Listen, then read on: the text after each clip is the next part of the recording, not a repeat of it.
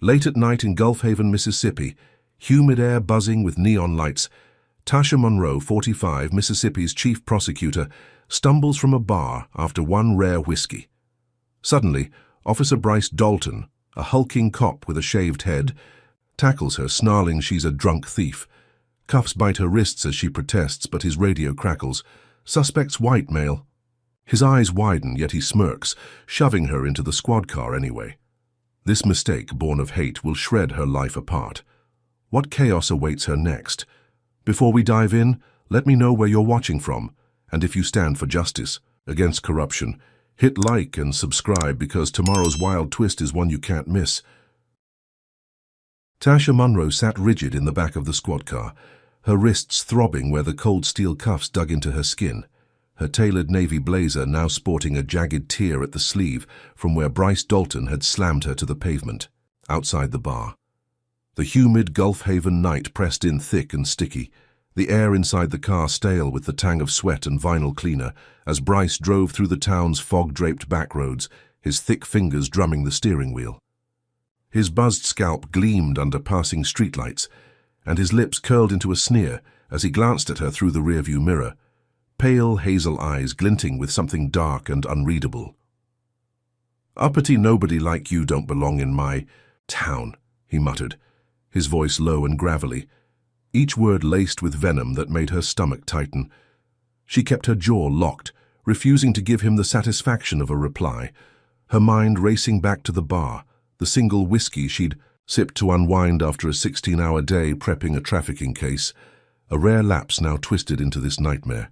The cuffs pinched harder as the car jostled over potholes, and she shifted, feeling the ache spread up her arms, her breath steady despite the fury simmering beneath her calm exterior. Bryce turned onto a narrow road flanked by sagging oaks, their branches clawing at the sky, and the precinct came into view. A squat brick building hunched under a buzzing sodium lamp, its faded sign peeling at the edges.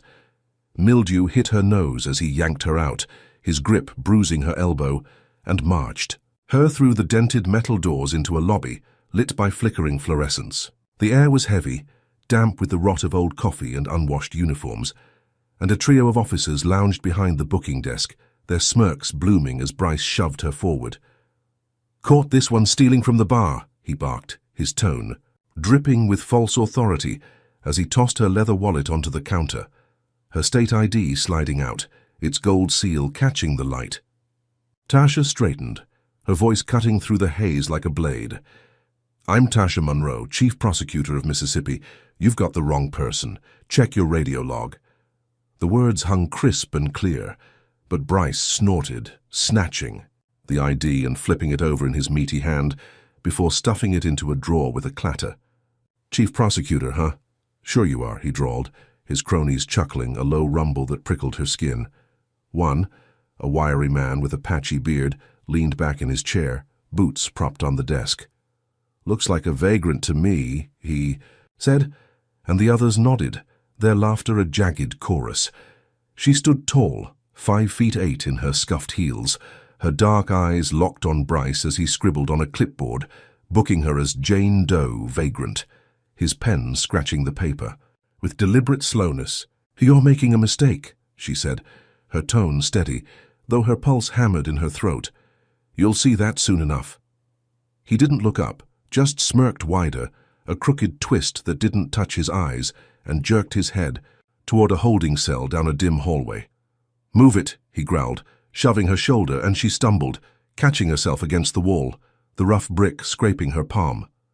The cell was a concrete box, 10 feet by 10, with a rusted bench, bolted to the floor and a single bulb dangling overhead, casting shadows that danced like specters. He slammed the bars shut, the clang echoing in her ears, and walked off, his boots thudding a rhythm of contempt. She sank onto the bench, the metal cold against her thighs, and rubbed her wrists where red welts bloomed, her mind cataloguing every detail. His words, his smirk, the radio crackle that proved her innocence. She'd sue him, drag him through court, make him pay for this humiliation. That resolve burned hot, a steel rod in her spine as she leaned back, forcing her breathing to slow. Hours crawled by, the night stretching thin, and the precinct grew quiet, the only sound the drip of a leaky faucet somewhere in the dark. Her blazer clung to her, damp with sweat, and her stomach growled. The whiskey long since faded into a dull ache behind her eyes.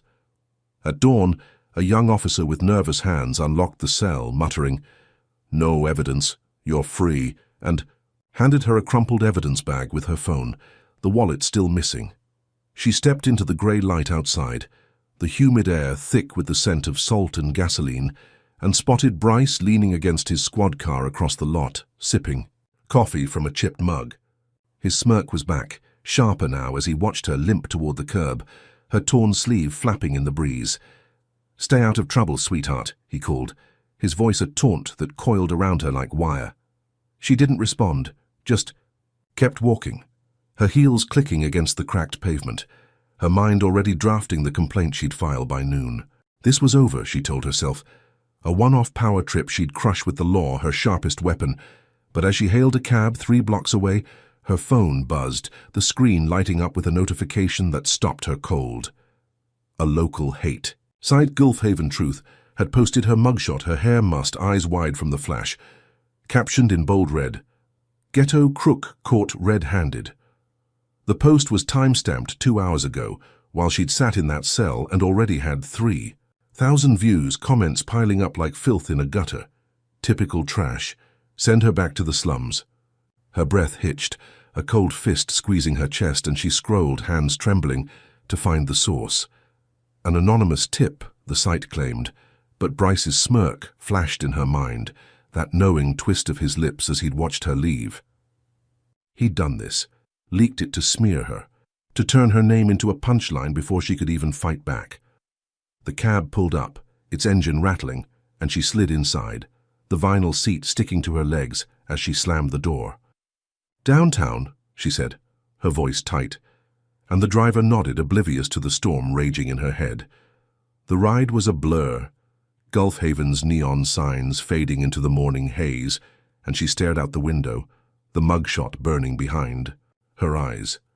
She'd built her career brick by brick, 20 years clawing up from nothing, a black woman in a state where power still wore a white face, and now this. Her condo loomed ahead, a sleek tower of glass overlooking the Gulf, and she paid the driver with a crumpled 20, stepping out into the salty breeze. Inside, the elevator hummed as it climbed to the 15th floor, and she unlocked her door. The silence of her home a stark contrast to the precinct's chaos. She kicked off her heels, wincing as her feet hit the cool hardwood, and sank onto the couch, her phone still clutched in her hand. The hate post had jumped to 5,000 views. The comments a sewer of slurs and threats, and she felt the weight of it, a boulder pressing on her chest. She dropped the phone onto the coffee table, its glass surface reflecting the dawn creeping through the blinds, and rubbed her face, exhaustion tugging at her bones. This wasn't just an arrest gone wrong. It was a declaration, a racist jab meant to knock her down before she could stand. Bryce had seen her, a black woman in a blazer, and decided she didn't fit his Gulfhaven, his town of old money and older grudges. She'd sue him, yes, but now it was more than that. She'd expose him, rip that smirk off his face, make him regret the day he crossed her. Her ribs ached where she'd hit the pavement, and her wrists stung, but her resolve hardened, a fire flaring in her gut. She stood, limping to her desk, and pulled out a legal pad, her pen flying across the page as she jotted notes, radio log, witnesses, his words. She'd call her team, file by noon, turn this into his nightmare. The clock ticked past 7, the yay. Gulf's waves a distant rumble outside, and she brewed coffee, the bitter scent grounding her as she paced. She thought of her daughter, Kayla, 17 and fierce, sleeping at a friend's house tonight, safe from this mess. Tasha wouldn't let her see that mugshot, wouldn't let this touch her. She'd handle it, clean it up, reclaim her name. The coffee burned her tongue as she sipped, and she set the mug down, staring at the legal pad, the plan taking shape. She'd go to the courthouse, get the radio transcript, bury Bryce in paperwork. This was her turf, her fight, and she'd win. She grabbed her phone, ignoring the hate post's rising views, and dialed her assistant, voice firm. "Lena, meet me at the office in 2 hours. We've got work to do." She hung up, nodding to herself, the spark of control flickering back to life. This was over, she thought, Bryce's petty game done. She'd make sure of it. But as she slipped into fresh clothes, a clean white blouse and slacks, her phone buzzed again. A text from an unknown number. "You'll learn your place." Her blood ran cold. The words a whisper of something bigger, something she couldn't yet see. She shoved the phone into her pocket, jaw tight, and grabbed her keys. This wasn't over, not by a long shot.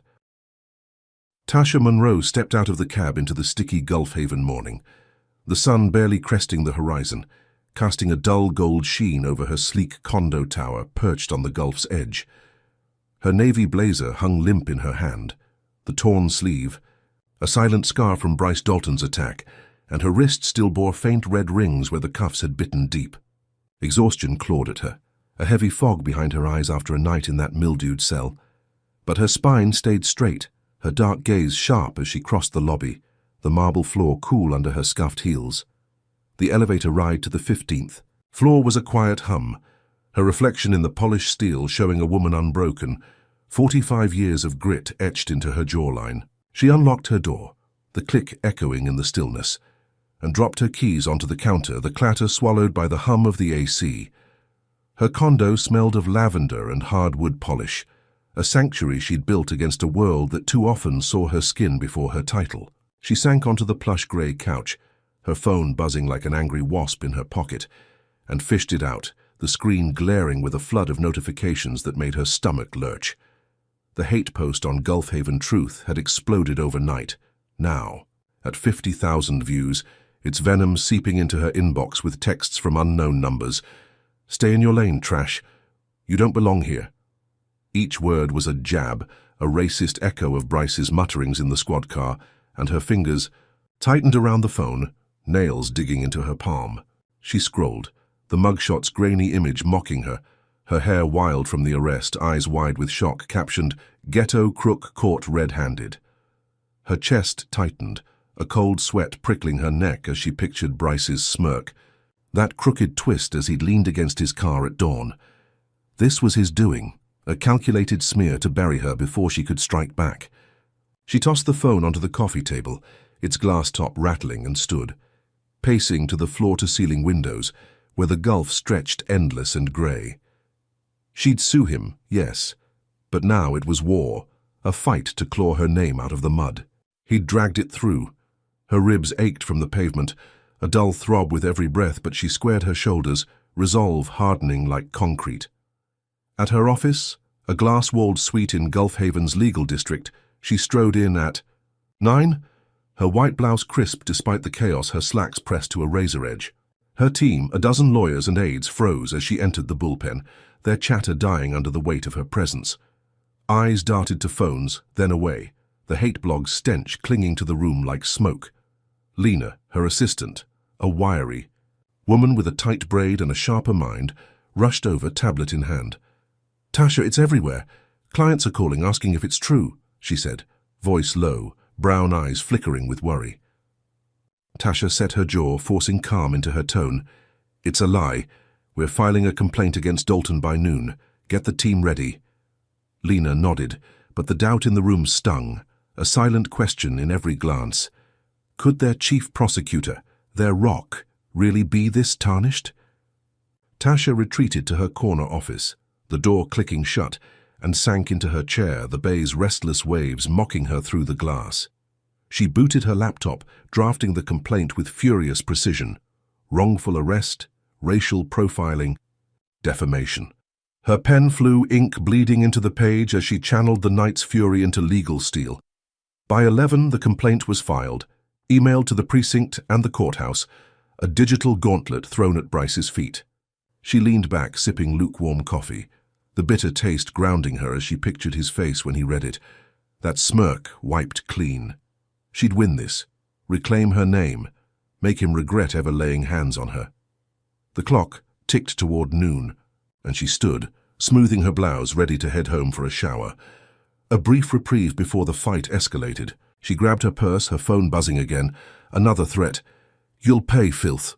She muted it, jaw tight, and took the elevator down, stepping into the courthouse parking lot where her black sedan waited 2 blocks away. The air was thick, humid with the promise of rain, and she quickened her pace, heels clicking against the asphalt. her mind on Kayla, safe at a friend's, oblivious to the storm brewing. Then she stopped cold, her breath catching in her throat. Her car sat under a flickering street lamp, its tires slashed to ribbons, rubber curling like dead snakes on the pavement. The driver's window was a jagged hole, glass glittering across the hood where a brick lay, its surface scrawled in black. Marker, leave or bleed. Her pulse hammered, a roar in her ears as she spun, scanning the lot, but it was empty, the midday haze swallowing any sign of the culprit. She knelt, fingers brushing the brick's rough edge, and felt the weight of it, a physical echo of the hate blog's venom. This wasn't random. It was Bryce, his retaliation for the complaint, a warning carved in stone.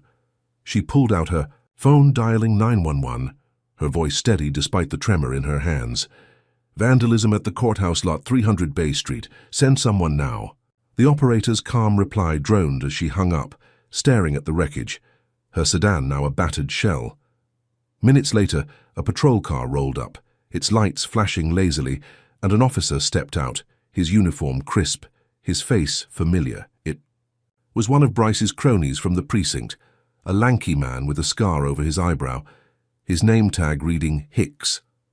He sauntered over, boots crunching glass, and surveyed the damage with a smirk that mirrored Bryce's. "Looks like kids," he said, voice dripping with mock concern as he kicked a tire shred. "Happens around here." Tasha stood 5 feet 8 of coiled fury and pointed at the brick. "Kids don't write threats like that. This is targeted. Do your job."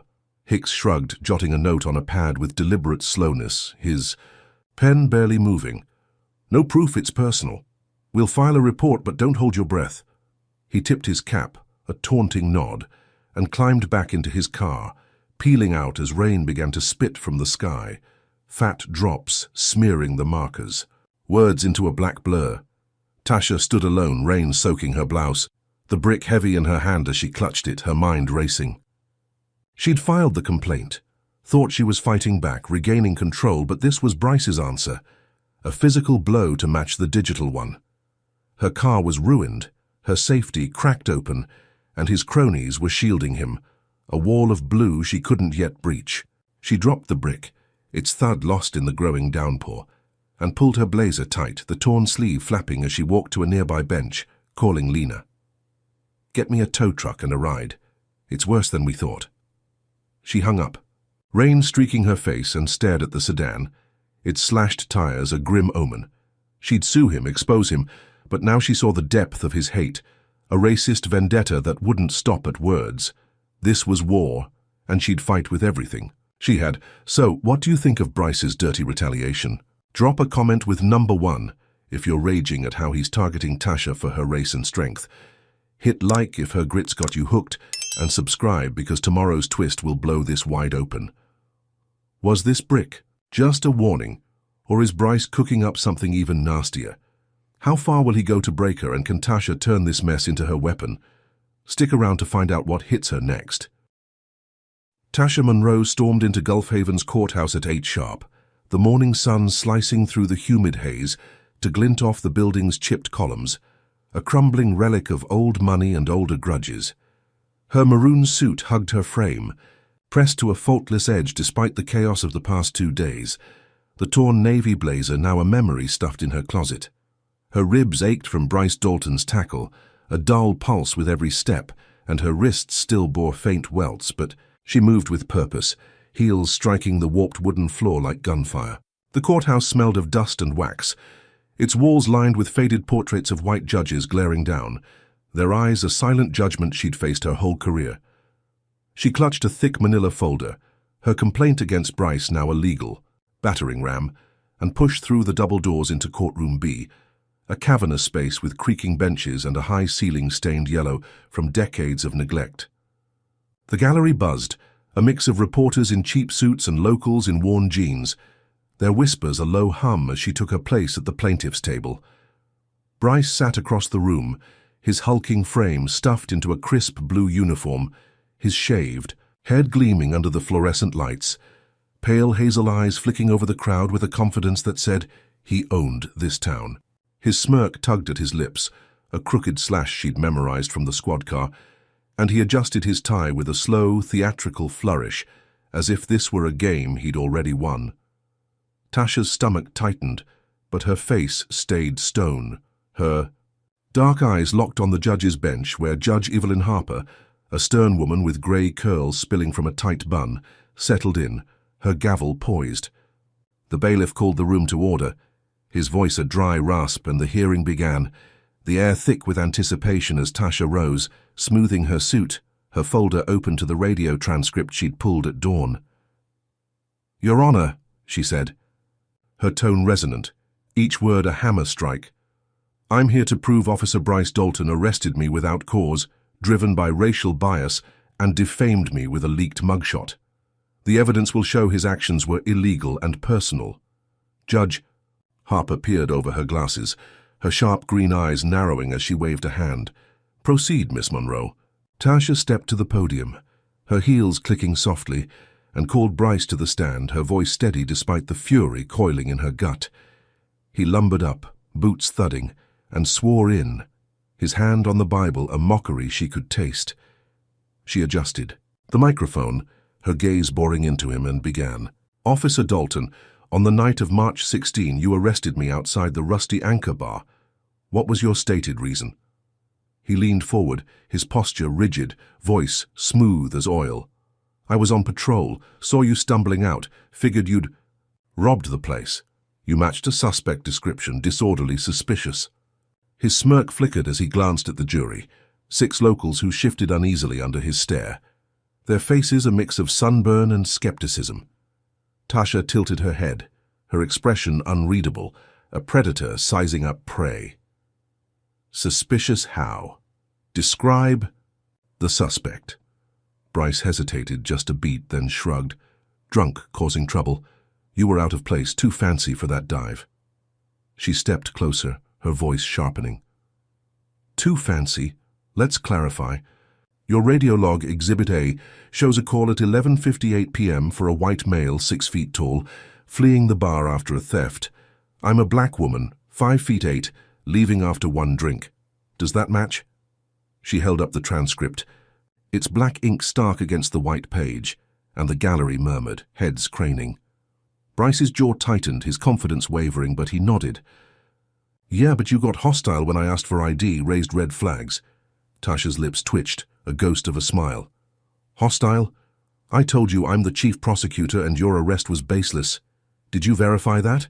Silence fell, thick and heavy as Bryce fumbled, his thick fingers gripping the stand. "Didn't think it was necessary," he muttered, sweat beading on his forehead, his smirk gone. Tasha turned to the judge, her tone resolute. "Your Honor, I request this log be entered as evidence. It proves Officer Dalton had no cause, acted on bias and ignored protocol. Then he leaked my mugshot to Gulf Haven Truth, a hate site, to defame me." She handed the transcript to the bailiff, who carried it to Harper, the room holding its breath. As the judge scanned it, her expression softening, then hardening with recognition. "This confirms the suspect mismatch," Harper said, voice low, and a gasp rippled through the gallery, heads whipping toward Bryce, whose face drained of color, his uniform suddenly too tight. Tasha faced him again, her eyes a blaze of controlled rage. "Did you contact your superior to check my identity after I told you who I was?" Bryce stammered, his throat bobbing. "No, I didn't." Her voice sliced deeper. "So you detained me, humiliated me, and spun a lie to cover it, all without verifying. Is that your idea of public safety?" The tension was a live wire crackling through the room as Bryce looked to the judge, the jury, but found no lifeline, his confidence floundering. Tasha stepped back, folding her arms. "Your Honor, I request the charges against me be dismissed, and an internal affairs probe into Officer Dalton's conduct. This is abuse of power, plain and simple." Harper nodded, her gavel poised. "Motion granted, charges dismissed. Officer Dalton, your actions will be reviewed." The crack of the gavel was a thunderclap, the crowd erupting in whispers and gasps as Tasha stood tall, victory pulsing through her veins. She gathered her papers, feeling the room's eyes on her, some awed, some wary, and walked back to her table, head high. Bryce slumped on the stand, his broad shoulders sagging, his face red with fury and shame as he pushed past the bailiff, slinking toward the exit. His pale hazel eyes caught hers for a moment, cold and unyielding, a silent promise lingering in their depths. But she brushed it off, the thrill of triumph drowning it out. She'd dismantled him, turned his lies to ash with precision and poise. Her name cleared in front of Gulfhaven's watching eyes.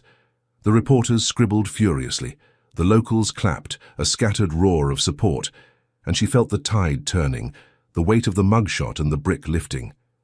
This was her moment, a crack in the wall of hate he'd built, and she savored it, her chest swelling with hard-earned pride. She stepped outside into the noon heat, the sea breeze sharp against her skin, salt mingling with the sweat on her brow. The courthouse loomed behind her, its chipped facade a mute witness to her win, and she took a deep breath, the air tasting of freedom. She'd crushed him, exposed his racism to the world, and the investigation would bury him deeper. Her phone buzzed, a text from Lena. "You did it, office is buzzing." Tasha smiled, a rare curve of her lips, and started toward her car. The cracked windshield and slashed tires towed away that morning, replaced by a rental sedan parked 2 blocks off. She'd won, reclaimed her name, and the blog's venom would fade under this truth. Her heels clicked against the pavement, steady and sure as she rounded the corner, the rental's black paint gleaming under a street lamp. She slid inside, the engine purring to life, and pulled away, the courthouse shrinking in her rear view. The drive home was quiet, Gulfhaven's streets alive with midday bustle, fishermen hauling crates, shopkeepers sweeping stoops, and she let her shoulders relax, the ache in her ribs easing with every mile. She pictured Kayla's face when she told her, the relief in her daughter's eyes, and felt a flicker of peace. Bryce was done, his smirk erased, his power cracked open. She'd go home, shower, call her team, plan the next steps. The condo. Tower rose ahead, its glass catching the sun, and she parked, stepping out with a lightness she hadn't felt since the bar. She'd turned his game against him piece by piece, and he'd pay for crossing her. This was over, she thought, the war won with one swift blow. She climbed the elevator, the hum a soothing drone, and unlocked her door, the lavender scent welcoming. Her back. She kicked off her heels, ready to rest, believing she'd crushed him for good. But as she tossed her purse onto the counter, Bryce's cold glance from the courtroom flashed in her mind, a shadow she couldn't shake. She brushed it off, pouring a glass of water, the victory too sweet to sour. She'd won, and that was enough for now. Tasha Monroe sank into the plush grey couch of her Gulfhaven condo that night, the clock ticking past 10, the day's courtroom victory still humming in her veins like a live current. The 15th floor sanctuary glowed softly under recessed lights, the lavender scent mingling with the faint tang of chamomile tea steaming in a mug on the coffee table. Her maroon suit jacket lay draped over a chair, its crisp lines a badge of the morning's triumph, and her bare feet rested on the hardwood, heels kicked off by the door after the long drive home. The Gulf stretched dark and restless beyond, the floor-to-ceiling windows, waves crashing a distant lullaby, and she exhaled, letting the tension of Bryce Dalton's defeat seep from her shoulders. Her ribs still ached from his tackle 5 nights ago, a dull throb she ignored as she sipped the tea, its warmth soothing the raw edge of her exhaustion. She'd crushed him in court, turned his lies to dust, and the judge's gavel had sealed it, an internal affairs probe now sniffing at his heels. She smiled faintly, picturing his red face as he'd slunk out, and set the mug down, ready to call it a night. Then glass shattered, a jagged explosion ripping through the silence, and Tasha bolted upright, heart slamming against her bruised ribs, her eyes darting to the source. The back door, a sleek pane overlooking the balcony, was now a gaping hole, shards glittering across the floor like spilled diamonds as the humid night spilled in, thick with salt and menace. Footsteps thudded, heavy and fast, and before she could stand, 3 figures burst into the room masked in black balaclavas, their gloved hands clutching crowbars and cans of spray paint. Their boots crunched glass, and the tallest one, broad as a linebacker, charged her, his breath rasping through the mask. "Get out!"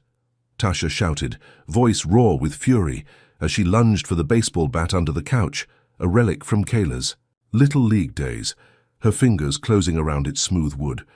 She swung in a wide arc, the bat cracking against his shoulder with a sickening thud, sending him stumbling back into a side table, its lamp crashing to the floor in a burst of porcelain. But the other two were on her in an instant, shadows moving with vicious precision, and her victory dissolved into chaos.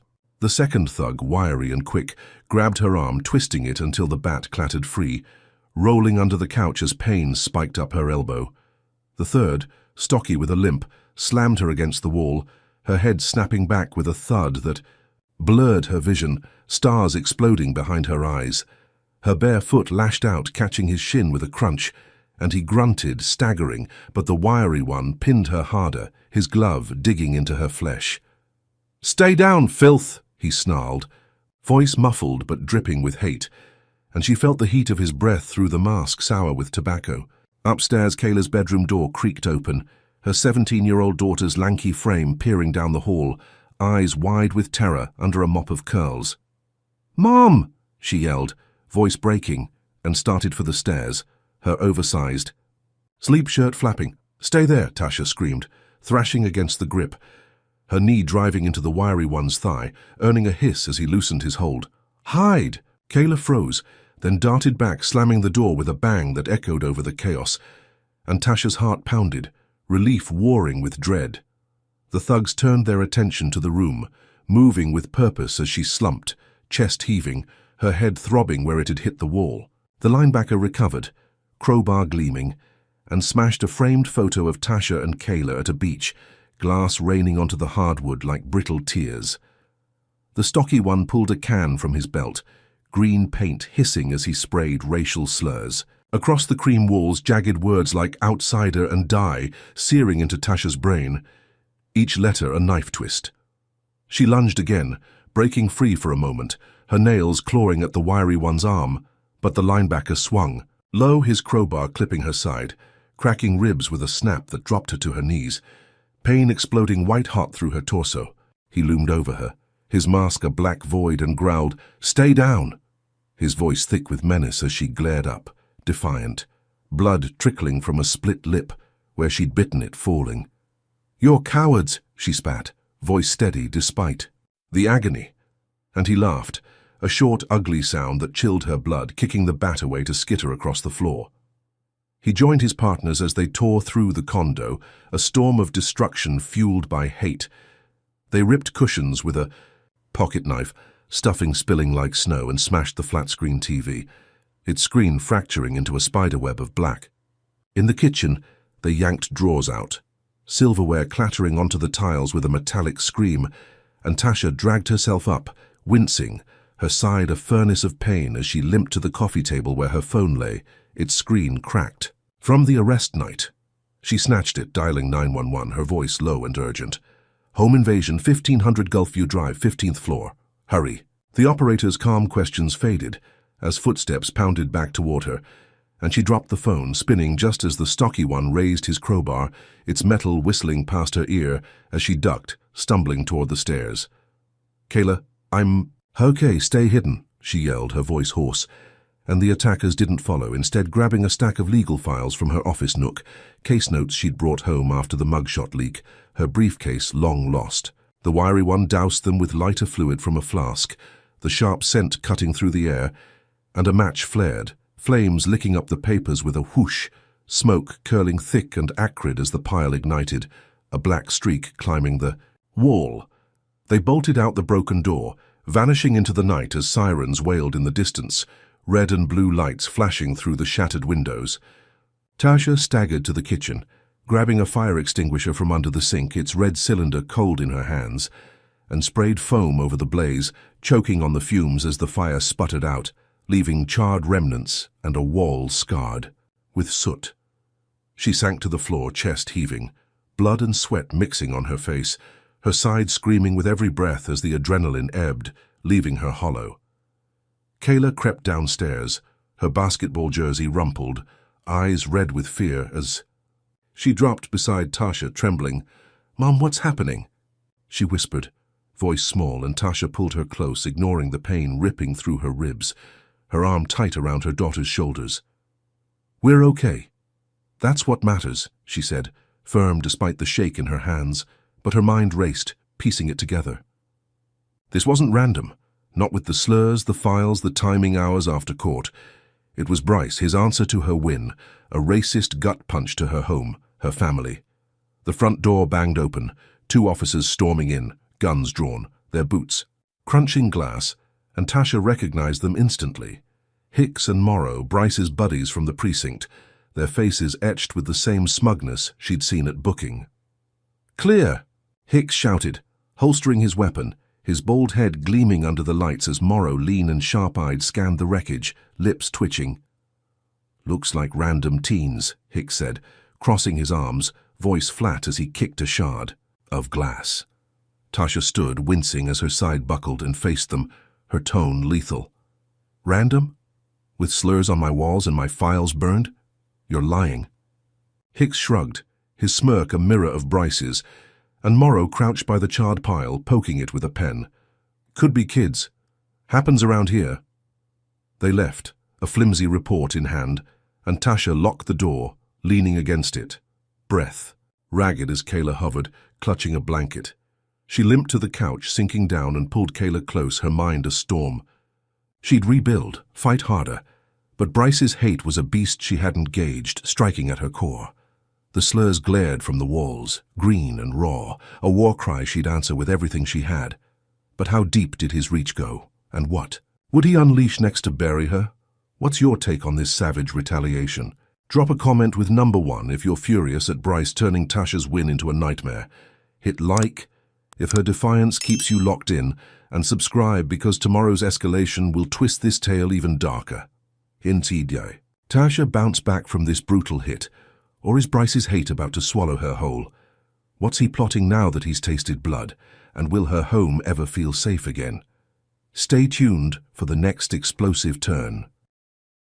Tasha Monroe woke to a dawn that bled red over Gulfhaven, the Gulf's waves crashing a restless rhythm beyond her condo's shattered back door, now boarded up with plywood that creaked in the wind. Her side throbbed where the crowbar had cracked.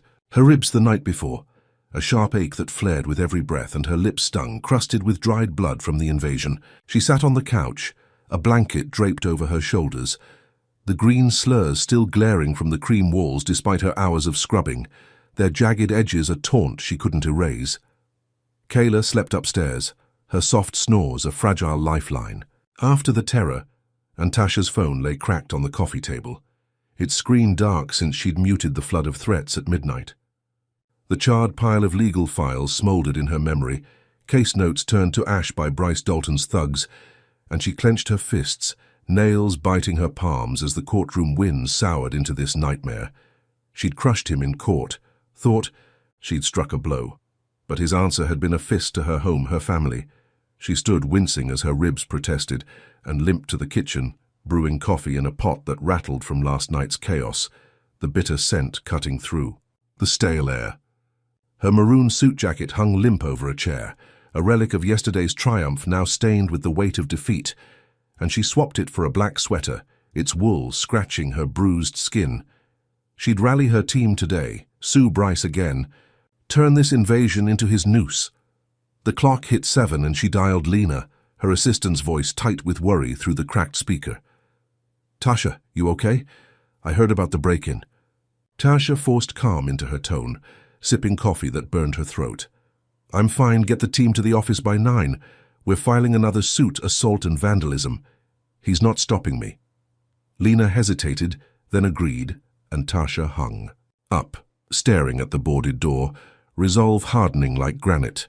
She'd fight, protect Kayla, bury Bryce deeper than the probe ever could. At 9, she strode into her glass-walled office in Gulfhaven's legal district, the black sweater hiding, her bandages, her slacks pressed despite the ache in her side. The bullpen buzzed with her team, 12 lawyers and aides hunched over desks, but their chatter died as she entered, eyes darting to her split lip, the faint bruise blooming on her cheek. Lena rushed over, tablet in hand, her braids swinging. "Tasha, the police report came back. Inconclusive, they say. No prints, no leads."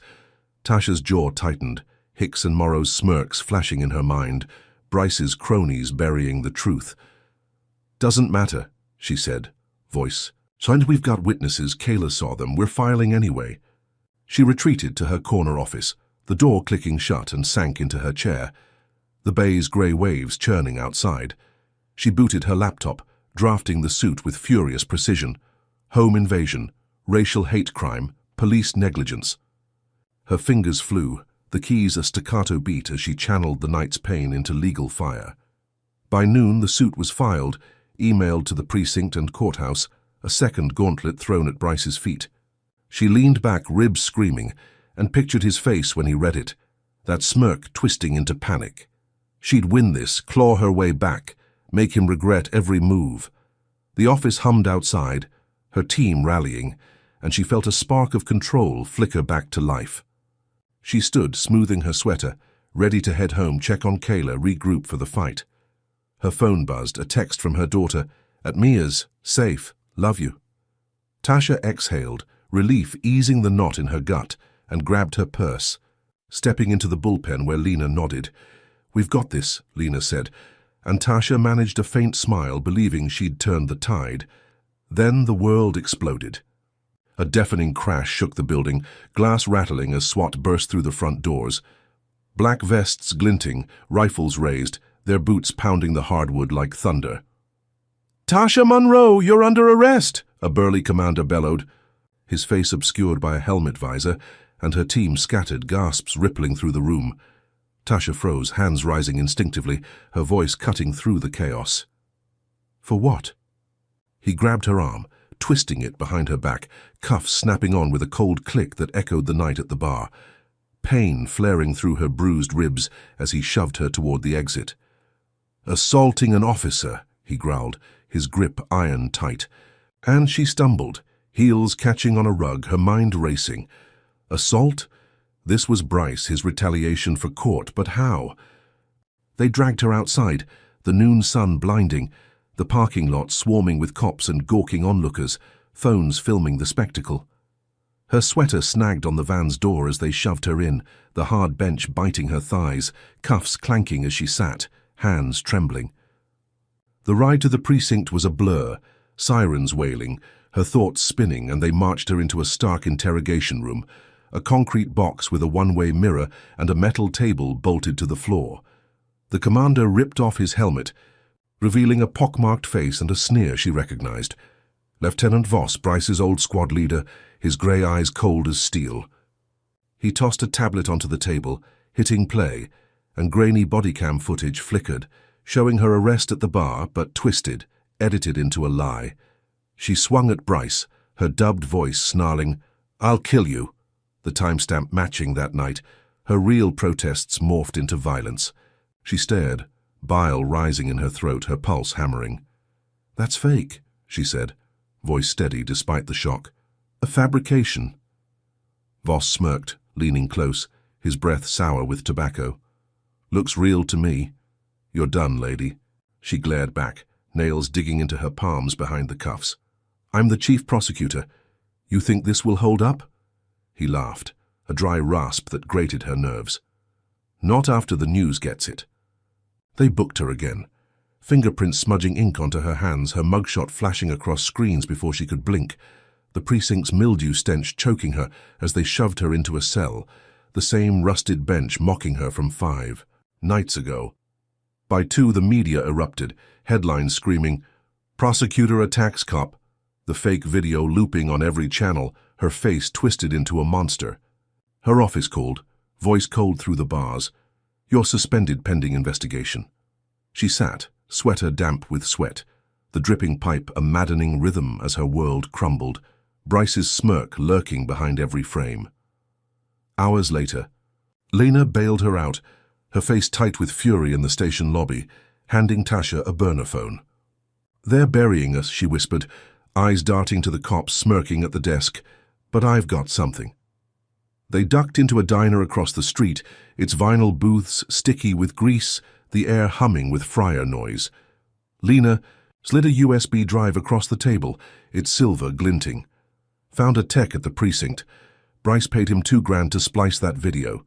"Proof's here," Tasha clutched it, a lifeline in her fist, her ribs throbbing as she leaned forward. Good. We'll use it. Lena frowned, doubt flickering in her gaze. Your team's wavering, clients pulling out. This hit hard. Tasha's chest tightened, guilt clawing at her, but she stood, resolve hardening. I'll disprove it. Get me witnesses from the bar. She limped to her rental sedan, the burner buzzing with a text from Kayla. School expelled me. Safety. Concerns. What's happening? Tasha closed her eyes, the weight of her daughter's fear crushing her, and drove home, the condo's boarded door a grim scar. She locked it tight, checking windows, the USB burning in her pocket. She'd won in court, thought she'd struck back with the suit, but Bryce had flipped it, framed her as a criminal, his racist vendetta now a forged blade. She plugged the USB into her laptop, watching the text confession. Bryce told me to make her look crazy, said she didn't belong. Her blood boiled, the truth a weapon she'd wield. She'd disprove the lie, rally her team, hit back twice as hard. She thought she'd clear her name with witnesses, turn this into his endgame. She was wrong. Tasha Munro stood in the shadow of her Gulf Haven condo's boarded-up back door, the morning sun casting a dull glow over the charred wall where Bryce Dalton's thugs had torched her files 2 nights ago. Her black sweater clung to her sweat-damp skin, masking the bandages on her cracked ribs, and her lip still stung, a scabbed reminder of the invasion. The fake video framing her as an officer-assaulting thug looped in her mind, its dubbed threats a poison that had suspended her from the chief prosecutor's office and expelled Kayla from school. She paced the living room, the green slurs scrubbed to faint ghosts on the cream walls, and clutched the USB drive Lena had slipped her yesterday, its silver surface warm from her grip. The text confession burned in her memory. Bryce paid me $2,000 to splice it, said she didn't belong. She'd disprove the lie, turn this war public, and bury him with the truth. Her phone buzzed on the coffee table, a text from Lena. Rallies set. Town Square noon, we've got witnesses. Tasha nodded to herself, ribs aching as she straightened, resolve flaring like a match in the dark. She drove to Gulf Haven's town square, a dusty patch ringed by sagging pawn shops and a dry fountain. Crusted with rust, the rental sedan's engine growling as she parked a block away. Her slacks chafed her bruised skin, but she stepped out, 5'8" of coiled defiance, her dark eyes scanning the growing crowd. By 11:30, hundreds had gathered, a sea of faces stretching past the cracked concrete, their signs bobbing. Justice for Tasha. End the lies. She climbed onto a makeshift stage, a wooden platform creaking under her heels, and gripped a megaphone, its weight steadying her trembling hands. Lena stood beside her, braid tight, eyes sharp, while Kayla lingered at the stage's edge, 17 and fierce in a denim jacket, her curls wild from a sleepless night at Mia's.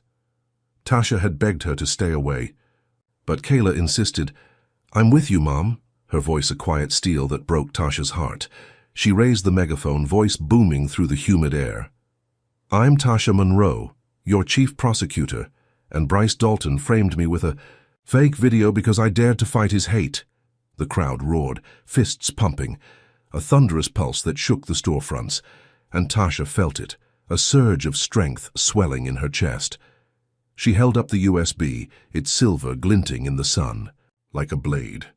This proves he bribed a tech to lie, to silence me for being a black woman with power.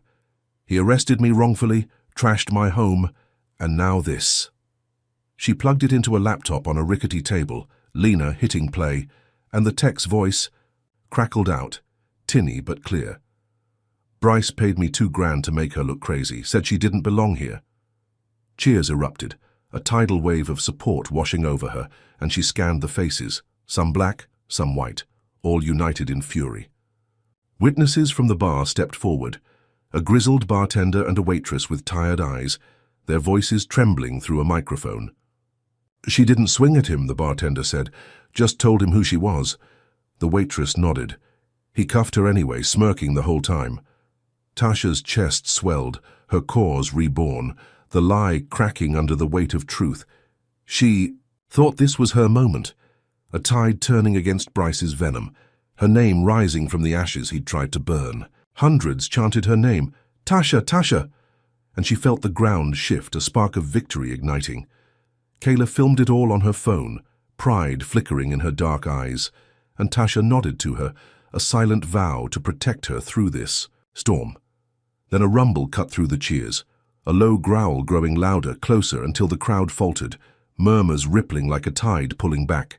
Heads turned, and Tasha's breath caught as a pickup truck screeched around the corner, tires, spitting gravel. A Confederate flag flapping from the bed like a war banner. The noise swelled into a roar, the truck barreling toward the stage, horn blaring a guttural cry. And Tasha dropped the megaphone, instinct kicking in as she grabbed Kayla's arm, pulling her back. "Get down!" she yelled. But the truck didn't. Stop, swerving to slam into a row of chairs, metal crunching as screams tore through the air. The tailgate dropped with a clang, and a mob poured out. A dozen men in hoodies and caps, faces twisted with rage, wielding bats and bottles that glinted in the sun. They charged, shouting slurs that hit Tasha like shrapnel. "Go back to the gutter. You don't belong here." She shoved Kayla behind her, her ribs screaming as she braced for the onslaught, her body a shield. The first thug, a lanky figure with a scarred jaw, swung a bat, missing her by inches, the wood splintering. Against the stage with a crack that jolted her bones, she ducked, grabbing a fallen signpost, its jagged edge a makeshift weapon, and swung, catching his arm with a snap. His howl piercing the chaos as he dropped his bottle, glass shattering across the concrete in a spray of amber. The crowd fought, back some hurling fists, others fleeing, but the attackers were relentless. A swarm fueled by hate, their bats cracking ribs, bottles smashing skulls, blood pooling on the dusty ground. A brick sailed from the mob, grazing Tasha's temple, a hot sting blooming as blood streamed down her cheek, warm and sticky, staining her sweater crimson. She staggered, vision blurring, but held Kayla close, her daughter's gasps hot against her neck. "Mom, we gotta go," Kayla pleaded, tugging her arm, and Tasha nodded, limping toward the stage's rear, her breath ragged as a bottle smashed at her feet, shards slicing her ankle, pain flaring like a live wire. The mob's roars deafened her, a vicious chant of slurs drowning the sirens wailing in the distance, faint against the chaos. She glanced back, seeing bodies sprawled, signs trampled, blood seeping into the cracks, and pushed Kayla ahead into the alley behind the stage, her legs trembling but refusing to buckle. "Run to the car," she rasped, shoving her daughter again, and Kayla hesitated, eyes wide with terror, then bolted when Tasha's glare sharpened, her rental sedan a block away. Tasha followed, collapsing against a dumpster, chest heaving as Kayla crouched beside her, trembling. "You okay?" Kayla whispered, voice shaking, and Tasha wiped blood with her sleeve, nodding though her body screamed otherwise. "Yeah, you?" Kayla hugged her, a fierce grip, and Tasha held tight, fury boiling beneath her pain. Cops swarmed the square too late, their boots crunching glass as they barked orders. And Tasha spotted Hicks and Morrow, Bryce's cronies, their faces grim but eyes cold. Hicks sauntered over, bald head gleaming, his voice dripping mock concern. "Rough day, huh? Looks like a riot." Tasha stood, ankle throbbing, tone lethal. "This was an attack, you saw it." He shrugged, kicking a broken bottle. "Saw a crowd get rowdy? Happens." Morrow smirked, jotting notes. "We'll call. Hit a disturbance, no arrests." She pointed at the blood, the slurs scratched into the stage. "That's a hate crime, do your job." Hicks's smirk faded, but he turned away, muttering into his radio, and Tasha knew they'd bury it, just like the invasion. Her phone buzzed, a news alert twisting the knife. Prosecutor Sparks riot. At rally? The story blaming her, the truck's flag cropped from photos, the attackers faceless ghosts. She clenched her fists, nails biting her palms. Bryce's hand behind this chaos, his whispers igniting the mob. She'd rallied hundreds, thought she'd won hearts, but he'd flipped it, made her the villain again. She limped to the car, Kayla. Trailing? The cracked windshield a cruel mirror to her battered state, and drove home. The square's carnage replaying in her head, the brick's sting a promise of worse to come. What do you make of this vicious twist? Drop a comment with number 1 if you're stunned at Bryce turning Tasha's stand into a bloodbath. Hit like if her courage keeps you riveted, and subscribe because tomorrow's betrayal will shake this story to its core. Did Tasha push too hard, or is Bryce's hate a beast she can't tame? What's brewing in his mind after this chaos, and can she shield Kayla from the fallout? Buckle up for the next gut punch. Tasha Monroe limped into a Gulf Haven motel room off Highway 12, the neon vacancy sign buzzing faintly outside as dusk settled over the town, a bruised purple sky pressing against the grimy windows. Her black sweater hung loose, streaked with rally blood dried to a crusty brown, and her ankle throbbed where glass had sliced it during the mob attack hours ago, the pain a sharp echo of her cracked ribs. The room smelled of stale cigarettes and bleach, its faded floral wallpaper peeling at the edges, and she sank onto a lumpy mattress, the springs groaning under her weight. Kayla sat cross-legged on the twin bed beside her, denim jacket torn. At the elbow, her 17-year-old face pale with exhaustion, curls matted from the chaos. The town square riot replayed in Tasha's head, the truck's Confederate flag, the bats swinging, the slurs carving deeper than any weapon, and she clenched the USB drive in her pocket, its proof of Bryce Dalton's video bribe, her last lifeline. After the media pinned the bloodshed on her, she'd rallied hundreds, thought she'd struck a blow, but he'd turned it into a massacre, leaving her bloody and on the run. Her phone buzzed on the chipped nightstand, a burner Lena had given her at the diner, and she snatched it, wincing as her ribs flared. A text from Marcus Reed, her deputy. "Got dirt on Dalton, meet me at the office, 6 sharp."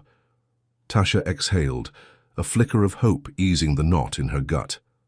Marcus, 40 and wiry with a quick smile, had been her rock for a decade, a prosecutor who'd fought beside her through every rigged case in Mississippi's legal swamp.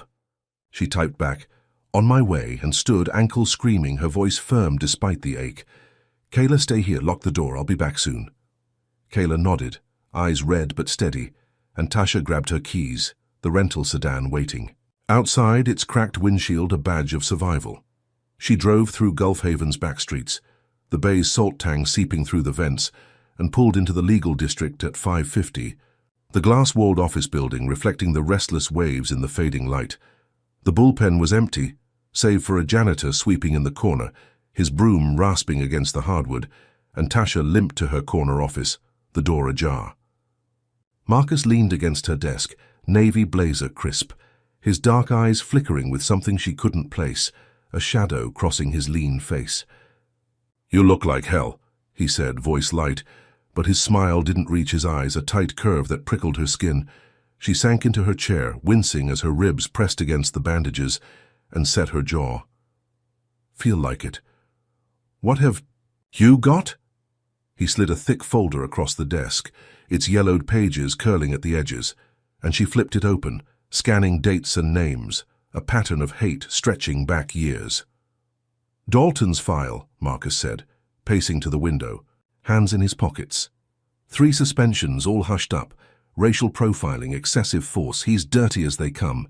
Tasha's pulse quickened, the folder a weapon forming in her hands, 5 brutality cases stamped with internal affairs seals, complaints buried by Gulf Haven's blue wall.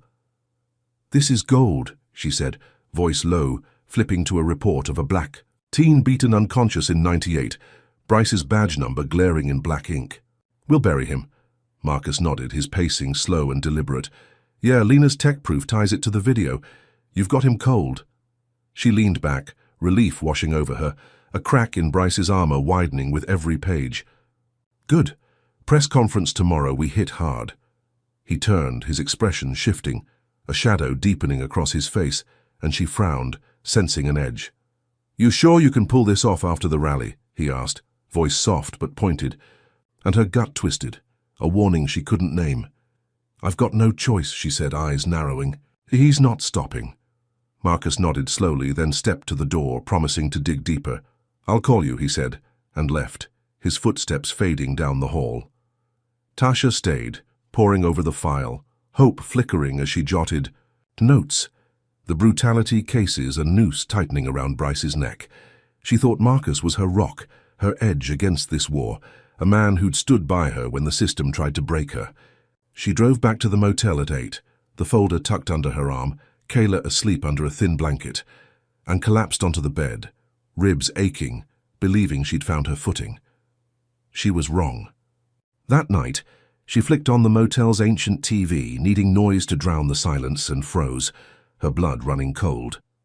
Marcus's face filled the screen, standing beside a podium in a crisp suit, his navy blazer swapped for a grey tie, his voice smooth as he spoke to a news crew under glaring lights. "Tasha Monroe's corrupt," he said, holding up forged documents, signatures she'd never written, bank statements and emails branding her a thief. "She's been skimming funds, faking cases. I've got proof." The anchor cut to the papers, a $5,000 transfer to an offshore account, a memo ordering evidence destroyed, all lies with her name in bold. Tasha's stomach plummeted, her hands trembling as she grabbed the burner, texts flooding in from colleagues bailing, clients cancelling. Lena's panic sharp. "What's happening?" She dialed Marcus, but it went to voicemail, his cheerful greeting mocking her, and the news looped, "Chief Prosecutor exposed." Her rally footage now evidence of instability. She sank to the floor, the folder slipping from her lap, her ankle brace digging into her swollen skin as the room spun. This was Bryce, his counterstrike, but Marcus, her ally, her friend, bought off with blood money. She scrambled to her laptop, pulling up security logs with shaking fingers, and found it. A deposit, $5,000 to Marcus's account, time-stamped, yesterday from an offshore shell, untraceable without a warrant. A note slipped from the folder, tucked in like a taunt. "Dalton owns this town." Her allies deserted her, phones silent, emails cold, and she called Kayla's school, the principal's. Voice clipped through the burner. "She's expelled. Safety concerns after the riot." Tasha slammed the phone down, fury and despair warring in her chest, and pulled Kayla close as her daughter stirred, eyes red. "Why's he doing this?" Kayla whispered, voice small, and Tasha's jaw tightened. "Because I scared them, but I'm not done." She grabbed the burner, texting Lena. Marcus flipped. "Need you." The TV blared on. Marcus's betrayal, a knife in her back, Bryce's smirk lurking behind it, and she stood, wincing as her ribs flared, opening her laptop to pull up the rally footage again. Amateurs had posted it online, raw and unfiltered. The truck, the flag, the mob, a truth the news wouldn't touch. She'd go public, post the brutality file, fight alone if she had to. Her office was a battlefield now, her home a breached fortress, her daughter's future dangling by a thread. She thought she had an edge, a team, Marcus's loyalty to bolster her stand. She was wrong. The screen flickered, a news alert popping up. "Jackson's deputy testifies to corruption," and her breath caught, the room tilting as Marcus's lies tightened the noose. She typed furiously, uploading the rally clips to a burner account. Her fingers trembling but sure, the USB's tech confession queued next. She'd expose Marcus, link him to Bryce, claw her way back, but the cost was crippling. Her team wavered, her allies gone, and Kayla's expulsion cut deeper than the mob's bricks. She'd rallied with truth, fought with grit, but Bryce had turned it to ash, and Marcus's stab left her bleeding. She sat back, the motel's hum a dull drone, and stared at the upload bar, her chest tight. She'd strike back, but the war was shifting, and his next blow loomed like a storm she couldn't outrun. Tasha Monroe slipped out of the Gulf Haven motel room at dusk, the sky a bruised smear of orange and purple over Highway 12, the neon vacancy sign flickering like a dying pulse. Her black sweater hung heavy, crusted with rally blood and streaked with sweat, masking the bandages on her cracked ribs, and her ankle throbbed, a dull fire where glass had sliced it 2 days ago. Kayla stayed behind, 17 and curled under a thin blanket, her soft breathing a fragile anchor as Tasha locked the door. The click swallowed by the hum of cicadas. Marcus Reed's betrayal burned in her chest, his forged documents branding. Her a crook, $5,000 from Bryce Dalton's offshore shell turning her deputy into a knife in her back. The USB drive weighed in her pocket, its tech confession her last weapon against the fake video, and she gripped the rental sedan's keys, her dark eyes scanning the lot. She'd drive to a safe house on the town's outskirts, a shack by the swamp. Marcus didn't know. Regroup with Lena, strike back. Her ribs ached with every step, but resolve drove her forward, a steel thread in her spine. She slid into the sedan, its cracked windshield a jagged scar from the rally, and the engine, growled to life, a low rumble that cut through the humid air. Gulf Haven's back road stretched ahead, lined with gnarled pines and sagging power lines, the bay's salt tang fading as she turned onto a dirt lane, tires crunching gravel. She'd driven 5 miles, the town's lights a faint glow in her rear view, when a glint flashed from the hillside above, a sharp wink in the twilight that jolted her pulse. A crack split the night, final and deafening, and the windshield exploded, glass spraying like shrapnel across her lap, a bullet punching through to graze her left arm. Blood bloomed hot and wet on her sweater, a searing stripe from shoulder to elbow, and she screamed, swerving as the sedan fishtailed, tires screeching against dirt. The cliff's edge loomed inches away, a 30-foot drop to the swamp below, and she slammed the brakes, the car skidding to a halt, her heart pounding a frantic rhythm in her chest. She ducked low, glass cutting her palms as she pressed against the seat, her breath ragged, ribs screaming with the sudden twist. Another shot rang out, pinging off the hood with a metallic shriek, and she fumbled for the burner phone in her pocket, fingers slick with blood as she dialed 911. Shots fired. "Coastal Road, mile marker 8, she yelled, voice breaking. The operator's calm reply droning as she dropped the phone, its screen glowing on the floorboard. She peered through the shattered windshield, squinting into the dusk, and saw a shadow move, a figure in black, retreating. Up the hill, rifle slung over her shoulder, vanishing into the reeds like a ghost. Her arm throbbed, blood dripping onto the seat, but she floored the gas, the car lurching forward, tires spinning as she raced for town, the road blurring into a tunnel of pines and dust. She wouldn't stop, wouldn't let this be her grave, not after Marcus's stab, not with Kayla waiting. 10 minutes later, she reached a gas station on the edge of Gulf Haven, its neon sign buzzing "Open" in flickering green, and pulled in, tires crunching gravel as she stumbled out, blood streaking her sweater, soaking her sleeve crimson. She banged on the locked door, the clerk's wide eyes staring through the glass, a kid no older than 20 with a mop of sandy hair. "Call." "The cops," she shouted, collapsing against the wall, her breath a ragged sob as her legs buckled, the adrenaline crashing out of her. Sirens wailed, closing in, and 2 patrol cars screeched up, lights flashing red and blue across the pumps. Hicks and Morrow stepped out, Bryce's cronies, their faces masks of false concern as they approached, boots slow on the asphalt. "What's this now?" Hicks drawled, his bald head glinting under the neon, and Tasha pointed at the car, voice hoarse with pain. "Someone shot at me. Sniper on the hill."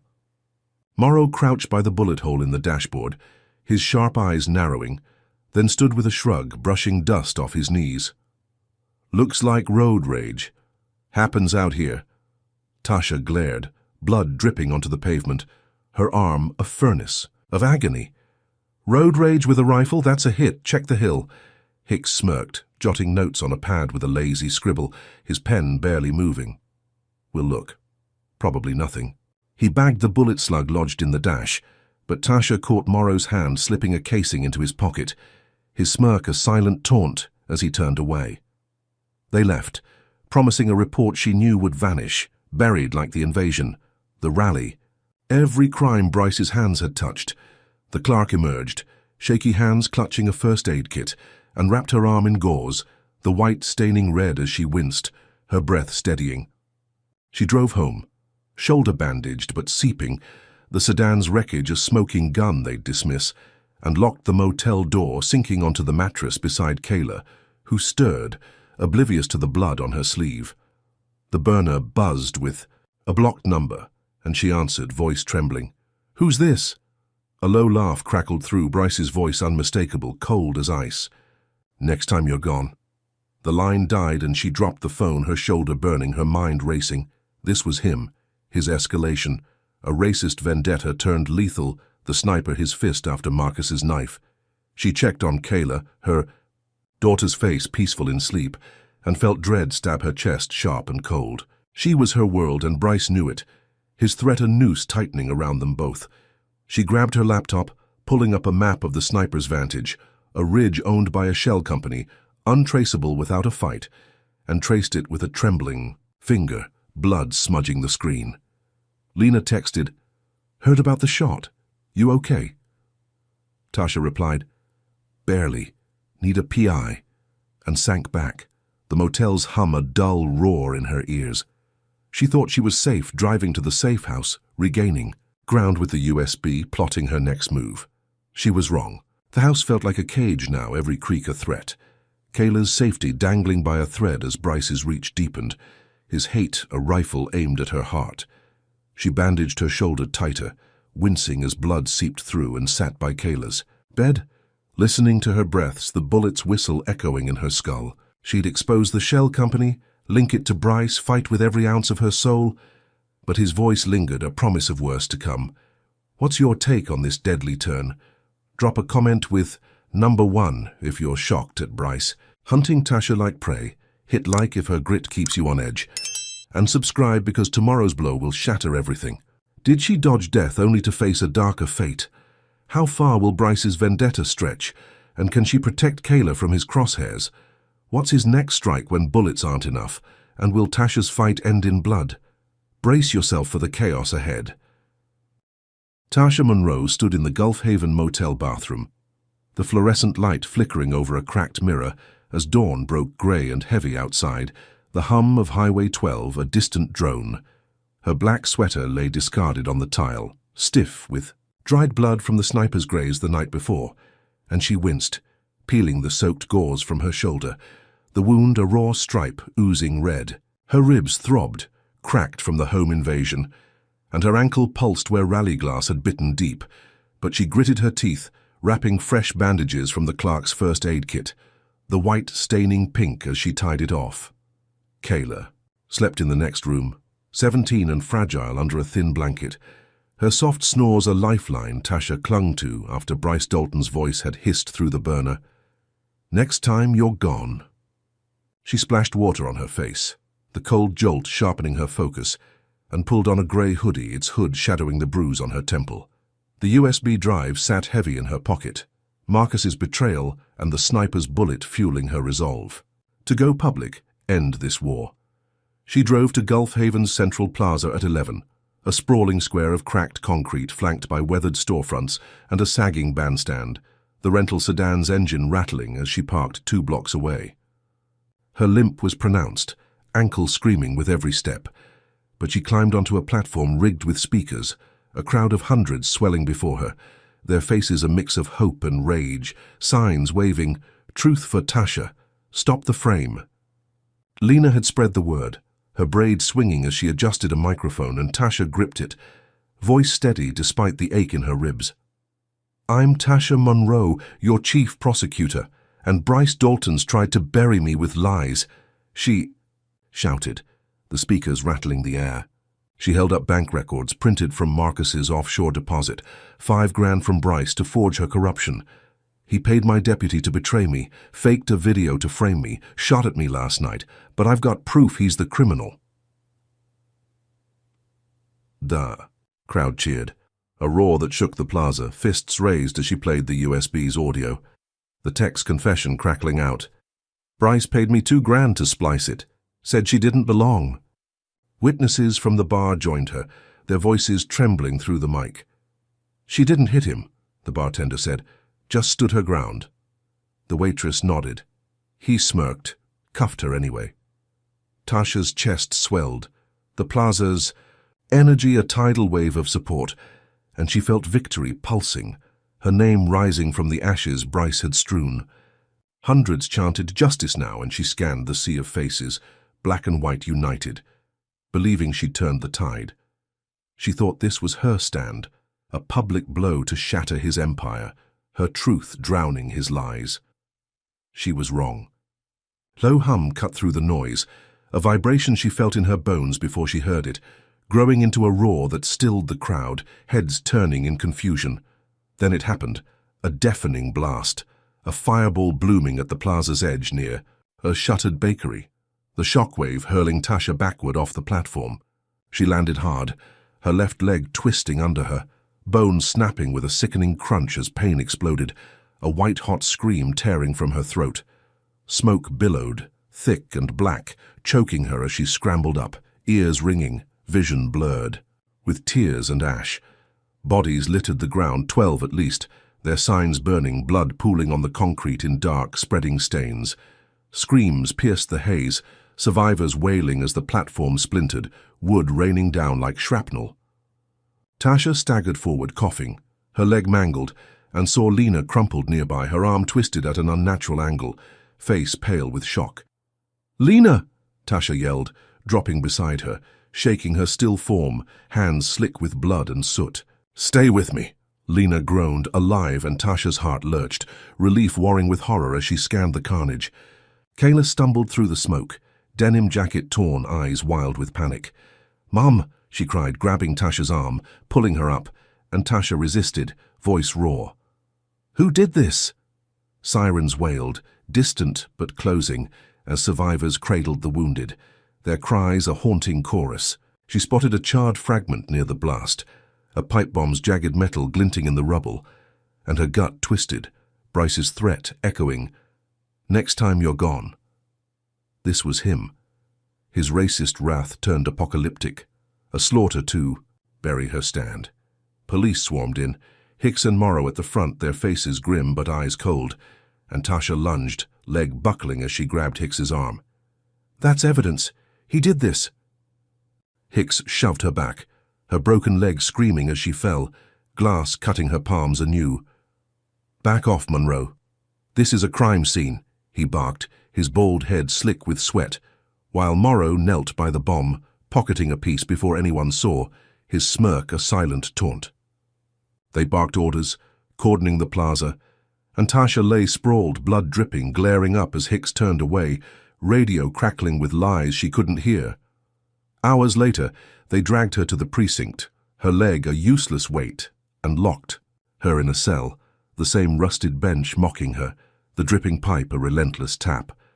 Voss, Bryce's scarred lieutenant, tossed a laptop onto the table, hitting play, and an email popped up, forged in her name. "Set the bomb. Show them." She stared, bile rising. The words a lie stamped with her digital signature, timestamped that morning. "That's fake," she said, voice trembling with rage. "He planted it." Voss grinned, tobacco staining his teeth yellow. "Looks real. You're a terrorist now." They booked her, fingerprints smudging ink onto her bloodied hands, her mugshot flashing across screens as news hit like a tidal wave. "Jackson bombs rally," the headlines screamed, her face plastered everywhere, the crowd's blood pinned on her. She sat, hoodie damp with sweat and blood, leg swollen under torn slacks. The pipe strip her only answer as Bryce's frame-up solidified, his vendetta a massacre that flipped her stand into a nightmare. She'd rallied hundreds, thought she'd exposed him with the bank records, the audio, the witnesses, but he'd countered with a bomb, 12 dead, her friend broken, her name cursed. The precinct's walls closed in, mildew choking her as she sank to the bench, head in her hands, the weight crushing her spirit. Kayla was safe with Lena, a text from the burner confirming it before they'd confiscated it, but Tasha's mind spun, piecing it together. The bomb wasn't just revenge, it was a masterstroke, turning her truth into ash, her allies into ghosts. She'd posted the rally clips online last night, thought she'd regained ground with the USB, planned this. Press conference to seal it, she was wrong. The cell's dim light caught the tears she refused to shed, and she replayed Voss's grin, Hicks's shove, the bomb's roar, every detail a thread to unravel. She'd escape, prove her innocence, claw her way back, but the plaza's blood stained her hands, a lie she couldn't wash off. Her leg pulsed, a broken anchor chaining her to this cage, and she whispered to herself, "I'll get out." The words a vow against the drip's mocking rhythm. She thought of Kayla's wild eyes in the smoke, Lena's twisted arm, the 12, who'd never rise, and guilt clawed her chest sharper than the sniper's bullet. She'd fought with truth, rallied with hope, but Bryce had turned it into a slaughter, his hate a bomb that shattered her world. She'd planned to call bar witnesses, dig into the shell company from the sniper's ridge, hit back with everything. She had. Now she was trapped, bloody and screaming, her stand a pyre for his victory. She leaned back, the bench cold against her spine, and stared at the bars, resolve flickering beneath the despair. She'd break out, expose this lie, but the cost was mounting, and his next move loomed like a shadow she couldn't outrun. Tasha Monroe sat on the rusted bench of Gulf Haven's maximum security cell, the concrete walls slick with damp, the air heavy with mold and despair as night cloaked the precinct in an inky shroud. Her grey hoodie hung tattered, soaked with sweat and blood from the plaza bombing hours ago, her left leg swollen and useless under torn slacks, the bone snapped by the blast's shockwave. Pain seared through her, a relentless roar from ankle to hip, and her shoulder throbbed where the sniper's bullet had grazed her the night before, the bandage crusted with dried red. The dripping pipe mocked her again, a steady tap syncing with her racing pulse as Bryce Dalton's forged email branded her a terrorist, 12 deaths pinned on her by his pipe bomb, her name a curse echoing through the barred window where the town's chants had turned to murderer. She was caged, bloody and broken, but her dark eyes burned with a fire that refused to die, Kayla safe with Lena, her only tether to hope. Her hands, cuffed behind her, ached from the precinct's rough booking, ink still smudging her fingers. And she shifted, wincing as the metal bit deeper into her wrists.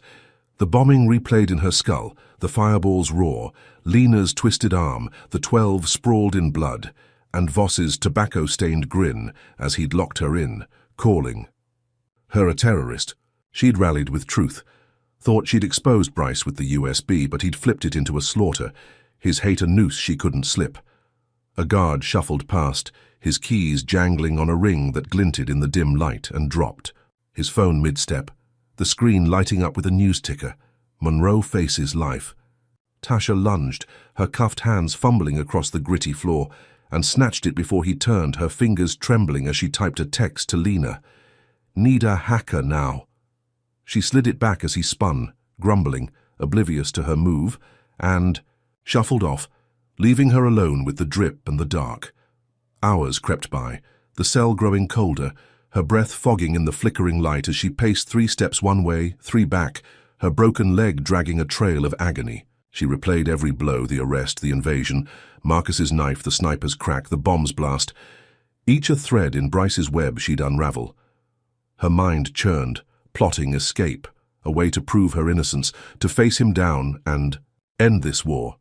Then chaos erupted, shouts echoing down the hall, a clang of metal ringing sharp, and smoke seeped under the door, acrid and thick, stinging her eyes. A riot broke out, prisoners banging trays against bars, guards yelling over the din, their boots thundering past her cell. She pressed against the bars, heart pounding, as a figure darted through the haze, a wiry kid with a shaved head and a nervous grin, his hands clutching a lockpick smuggled in a boot. "Move!" he hissed, voice low, and jammed the tool into the lock, twisting with frantic precision. The door swung open with a groan, and Tasha stumbled out, cuffs clanking as she leaned on the kid, her leg a dead weight dragging behind her. "Lena sent me," he muttered, guiding her through twisting corridors, smoke curling around them like a shroud as alarms blared, a piercing wail that drowned the shouts. Prisoners rattled their bars, fists pounding steel, and guards scrambled, their radios crackling with orders she couldn't catch. The kid pulled her down a narrow hall, past a flickering exit sign, and she limped faster, pain exploding with every step, her breath ragged but refusing to falter. They slipped through a service door, the night air hitting her like a slap, cold and sharp with the tang of pine and gasoline, and she spotted a motorcycle stashed behind a dumpster, its black frame gleaming under a street lamp. The kid swung onto it, kick-starting the engine with a growl, and Tasha climbed behind him, her cuffed hands gripping his waist, legs screaming as she balanced, the bike lurching forward into the dark. He peeled out, tires spitting gravel as they raced through Gulf Haven's outskirts, the wind tearing at her torn hoodie, blood seeping from her shoulder anew, soaking the grey fabric crimson. The kid vanished into the night at a fork, shouting, "Good luck!" over the engine's roar, and Tasha took the handlebars, her hands trembling but sure, the cuffs clanking. As she steered with raw grit, she knew where to go, Bryce's mansion, a glass-walled perch on the cliffs overlooking the Gulf, his lair of power where he'd orchestrated every blow. She'd end this, confront him, expose him, or die trying. Her resolve a fire burning through the pain. The ride was a blur, the coastal road winding tight, waves crashing below as she pushed the bike to its limit, the engine's growl a war cry against the night. She ditched it a mile out, limping through scrub and sand, the mansion glowing ahead, its sleek lines mocking her ruin, floodlights casting long shadows across the dunes. Her leg buckled with every step, sand grinding into her wounds, but she pressed on, the burner phone from Lena buzzing in her pocket, a lifeline she'd used to stream this reckoning. She thought of Kayla's wild eyes in the plaza smoke, Lena's, Faith sending this kid, the 12 who'd died for her stand, and guilt clawed her chest, sharper than the bomb's shrapnel. She'd rallied with hope, fought with truth, thought the press conference was her strike to break Bryce's lies. She was wrong. He'd turned it into a massacre, locked her in this cage, but she'd escaped, a fugitive now, her name a synonym for terror. The mansion loomed closer, its glass walls reflecting the moon's pale sliver, and she steadied herself against a twisted oak, breath ragged, blood dripping onto the sand. She'd corner him, force the truth, make him pay for every drop of blood he'd spilled. She checked the burner, its battery low but alive, and opened a streaming app, setting it to record live, the counter ticking up as thousands tuned in, a silent army watching her last gamble. She thought she was free out of that cell, ready to end this with her own hands, her evidence poised to shatter his empire. She limped toward the mansion, the cliff's edge a sheer drop to her left, the Gulf's waves a distant roar below, and her leg gave out, forcing her to crawl, sand caking her palms, her cuffs scraping the ground. She reached the driveway, the glass doors ahead a beacon of his arrogance, and stood wincing, her broken leg a trembling pillar. She'd face him down, gun or no gun, her voice the weapon he couldn't silence. She thought she'd outrun his trap, turned his game against him with this escape. She was wrong. As she neared the deck, a shadow moved behind the glass. Bryce's broad frame outlined by the floodlights, his buzz cut a stark silhouette against the glow. Her pulse hammered, ribs flaring as she clutched the phone, the stream climbing to 10,000. Her breath a rasp in the salty air. She'd confront him, expose him live, let the world see his confession, her innocence reclaimed in blood and fire. But the shadow shifted and she froze, a glint of steel catching the light, his hand resting on something she couldn't see. She'd escaped the cell, thought she'd gained the upper hand, ready to end this war on her terms. The mansion's glass walls loomed, a fortress of his power, and she took a step, leg trembling, the phone's red dot blinking like a heartbeat. She was here, a fugitive hero with nothing left to lose, but the shadow's stillness chilled her blood. A promise of a trap she hadn't yet sprung. Tasha Munro crept onto the polished deck of Bryce Dalton's cliffside mansion, the Gulf Haven night, wrapping her in a shroud of salt and shadow as the moon hung low, a pale sliver glinting off the glass walls. Her grey hoodie hung in tatters, soaked with blood from her sniper-grazed shoulder and the plaza bombing's carnage, her broken leg dragging a trail of sand and pain with every step. The cuffs from her breakout clanked softly, dangling from her wrists, their steel scraped raw from the motorcycle ride, and her ribs throbbed, cracked and bruised beneath the fabric.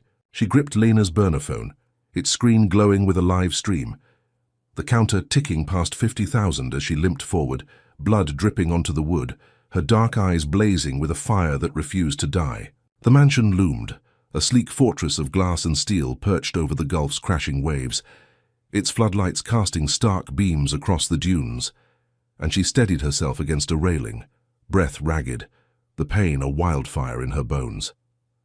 Bryce stood on the deck, a tumbler of whiskey in his meaty hand, his buzzcut glinting under the lights. His broad frame relaxed in a white shirt rolled to the elbows, exuding an arrogance that made her stomach churn. He turned as she stepped into the light, his pale hazel eyes narrowing, a smirk curling his lips unfazed by her battered state. "You're a ghost now, Munro," he drawled, setting the glass down with a deliberate clink on a glass table. The sound sharp in the humid air. "Should have stayed dead." Tasha held up the phone, its red dot blinking, her voice raw but steady, cutting through the night like a blade. "It's over, Dalton. The world's watching. Tell them why you bombed the rally." Her leg trembled, blood pooling beneath her foot, but she stood tall, 5'8" of defiance, the stream spiking to 100,000 millions tuning in to her last stand. He laughed, a low, guttural sound that rumbled in his chest, and pulled a gun from his waistband, its barrel gleaming black in the floodlight's glow, aimed at her, chest with a casual flick. "You think they'll believe a terrorist?" he sneered, stepping closer, his boots thudding on the deck. "I own this town." Tasha's pulse hammered, ribs flaring as she took a step, cuffs clanking, her voice rising, a rasp of fury and grit. "You paid for the video, sent the mob, shot at me, bombed the square. Say it!" His smirk faded, eyes narrowing to slits, but he cocked the gun, the click a death knell in the salty breeze. "You're nothing," he growled, voice ice-cold. Every word a confession spilling into the stream. "A black nobody who got too loud. I did it all. Video, mob, sniper, bomb, 12 dead to shut you up, and I'd do it again." The stream spiked to millions, her phone trembling in her blood-slick hand as his hate poured out, raw and unfiltered, the world bearing witness to his racist venom. Tasha stood taller, leg buckling but unyielding, her breath a shallow rasp as she stared into the barrel, the red dot blinking like a heartbeat. "You're done," she said, voice a steel thread, and he pulled the trigger, the shot cracking the night, pain exploding in her chest as the bullet tore through her left side, blood soaking her hoodie crimson. She fell, the phone skittering. Across the deck, its screen still glowing, the stream rolling as she gasped, vision swimming, the Gulf's waves a distant roar below. Bryce loomed closer, gun raised again, his smirk twisting into a snarl. "Goodbye, Monroe," he said, finger tightening on the trigger, his buzzcut a stark silhouette against the floodlights. Then sirens wailed, a cacophony slicing through the night, red and blue lights flashing up the cliff road as state troopers swarmed, their boots pounding gravel, drawn by the stream's viral surge. Bryce froze, gun wavering, his pale eyes darting to the shadows as shouts erupted. "Drop it!" A trooper bellowed, rifle raised, and Tasha rolled, clutching her chest, blood pooling beneath her. The phone inches away. She grabbed it, holding it up, her voice a dying rasp. "He confessed, it's live!" Bryce roared, lunging for her, his boot aiming for her head, but troopers tackled him, his gun clattering across the deck, his buzzcut scraping the wood as they wrestled him down, cuffs snapping onto his wrists with a metallic snap. He thrashed snarling slurs, his broad frame pinned as they dragged him back, the floodlights catching the fury in his eyes. Tasha lay back, breath shallow, the phone slipping from her hand, its stream still rolling, millions watching her bleed out on the deck. Troopers yelled for a medic, their voices fading as her eyes fluttered, the Gulf's crash a lullaby pulling her under. She'd fought with everything, rallied hundreds, escaped the cell, faced him down with a broken body, her truth broadcast to the world. She thought she'd won, her confession tearing his empire apart as troopers cuffed him, his reign crumbling in real time. She was wrong. The bullet in her chest burned, a final blow she hadn't dodged, and her vision darkened, the phone's light dimming as blood spread, a warm pool beneath her. She'd recorded his hate, broken his power, but her life was slipping, the cost of her stand teetering on the edge of death.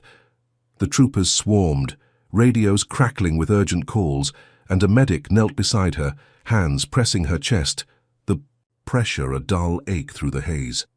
"Stay with us," he shouted, voice distant, but she drifted, the deck's wood cold against her back, her thoughts scattering to Kayla, safe with Lena, her daughter's wild curls a fading image. She'd escaped the cell, limped here on a broken leg, turned the stream into a weapon, and Bryce's confession was her victory, a Pyrrhic prize etched in blood. The medic's hands worked, gauze soaking red, and she felt the pull, the gulfs, waves calling her down, her breath a faint whisper. She'd thought this was the end, her stand complete as his cuffs clicked, his empire ash in her wake. But as her eyes closed, the troopers' shouts a muted hum, she wondered if Kayla would see this, if she'd forgive the cost, if the world would remember her truth or just her blood. The stream ticked past 5 million. Her confession a viral bomb-shattering Gulf Haven silence, but her chest stilled, the medic's hands slowing as her pulse faded. She'd fought with every breath, rallied with every ounce of soul, escaped, to face him here, and his words had damned him, live for all to hear. The troopers dragged Bryce away, his snarls lost in the wind, and she lay there, a fugitive hero who'd broken his world, her blood staining the deck, her victory unraveling. into silence. She thought she'd end this war, her evidence the final blow. But the bullet was his last word, and the mansion's glass walls stood witness to a fight she couldn't finish. Her breath hitched, a final gasp as the medic pressed harder, and she saw Kayla's face, a fleeting grin from a summer day now lost to this night. The troopers' radios crackled, "Suspect in custody," and Bryce's silhouette vanished into the swarm, his reign toppled by her dying stand. She'd escaped, confronted him, turned his hate into her proof, but the cost was her blood, her life pooling on the deck, the phone stream a flickering epitaph. She thought she was free, ready to end this with her truth ringing out, but the shadow of his gun lingered, a trap she'd walked into, her victory a scream cut short by the Gulf's endless roar. Tasha Munro woke to the sterile hum of Gulf Haven General's operating room, the cold steel table biting into her back as surgeons swarmed, their gloved hands slick with her blood, the bullet from Bryce Dalton's gun a jagged wound in her chest that painted her torn grey hoodie crimson. Pain seared through her, a wildfire in her lungs with every shallow breath, and her vision blurred, a haze of white lights and masked faces swimming above her. Tubes snaked from her arm, cold fluid flooding her veins, and monitors beeped a frantic rhythm, their shrill cries piercing the fog as a surgeon barked, "She's crashing!" A needle stabbed her, the sting lost in the roar of agony, and darkness pulled her under, the last sound the clatter of tools, the last thought Kayla's. Face safe with Lena, her wild curls a lifeline she clung to as she faded. She'd faced Bryce on that deck, streamed his confession live, thought she'd won as troopers cuffed him, his buzz cut scraping the wood, his empire crumbling in her blood. She drifted in the void, her body a battlefield stitched back to life, Bryce's voice echoing, "I did it all." A viral bomb that shattered his reign as riots sparked outside, flames licking the precinct's brick walls, crowds smashing windows with bricks and bottles, chanting, "Justice!" Her stream had hit 10 million. His pale hazel eyes wild on every screen as troopers dragged him away, his confession fueling a fire she'd lit with her dying breath. Days blurred into a haze of morphine and antiseptic, her eyes fluttering open. To a hospital room, beige walls stark under a fluorescent buzz, tubes coiling from her chest, her side bandaged tight, pain a dull roar she could taste. Lena sat beside her, face drawn, her braid frayed, voice soft as she squeezed Tasha's hand. "You made it. Dalton's locked up, facing trial. The stream's at 15 million. Tasha nodded, throat dry, a faint smile tugging her lips. "We got him." Lena's grip tightened, her eyes flickering with something unsaid, and Tasha sank back, relief washing over her. The war won, her name cleared. She'd survived his bullet, thought she'd paid the price, broken his hate with her blood on that deck. She was wrong. The TV flickered on, a news anchor's voice cutting through the haze, sharp and cold. Breaking. Gulf Haven precinct bombed. Dozens dead. Her heart stopped, eyes locking on the screen as footage rolled, the precinct a smouldering. Ruin, flames devouring desks, bodies strewn across the lot, Bryce's cell a crater in the rubble. The anchor's words hit like a fist. Continued suspect, Kayla Munro, 17, daughter of Chief Prosecutor Tasha Munro. A grainy photo flashed, Kayla in her basketball jersey, tossing a Molotov, her face twisted with rage, curls wild. In the firelight, Tasha's breath caught. A scream trapped in her chest as she ripped the IV from her arm, blood dripping onto the sheets, and stumbled up, pain exploding through her chest and leg, the broken bone a grinding ache. Lena grabbed her, pinning her down, voice cracking. "Tasha, stop, you're hurt." Tasha thrashed, her voice a roar. "Where is she?" Lena's eyes filled, her grip tightening as she whispered, "Gone. She thought you died. The stream. Cut when you fell and she snapped." Tasha froze, the room spinning. Kayla's soft snores from nights past echoing in her skull, now replaced by this image, her daughter radicalized by her blood, a bomb that killed dozens, Bryce included. Her fight twisted into vengeance. She sank back, tears burning, the weight crushing her as the TV droned on. 23 dead, suspect at large. Kayla's face frozen on screen, a fugitive in her name. The door creaked open, and Judge Evelyn Harper stepped in, her hawkish nose sharper in the dim light, grey curls spilling from a tight bun, glasses glinting as she stood over Tasha, voice low, almost a whisper. "You're awake. Good." Tasha glared, pain and grief warring in her chest, her throat raw. "What do you want?" Harper leaned closer, breath stale with coffee, and dropped a bomb that twisted deeper than Bryce's bullet. "I funded Dalton to test you. Needed to see if you'd break. You didn't, but this—" She gestured to the TV, Kayla's Molotov mid-flight. "This is your legacy now." Tasha's blood ran cold, her hands clawing for Harper's throat, but pain buckled her, and she fell back, gasping. The judges. Words a knife in her gut. Harper had freed her in court, dismissed the charges, but it was a lie, a game to push her, and Tasha had played it, dragging Kayla into the abyss. Harper straightened, unperturbed, her glasses catching the light. Justice reigns, but at what cost? She left, the door clicking shut, leaving Tasha with the TV's drone, the precinct's ashes, her daughter's crime a weight she couldn't bear. She'd thought she'd won, brought accountability, sparked change with Bryce's confession, her blood the price. She was wrong.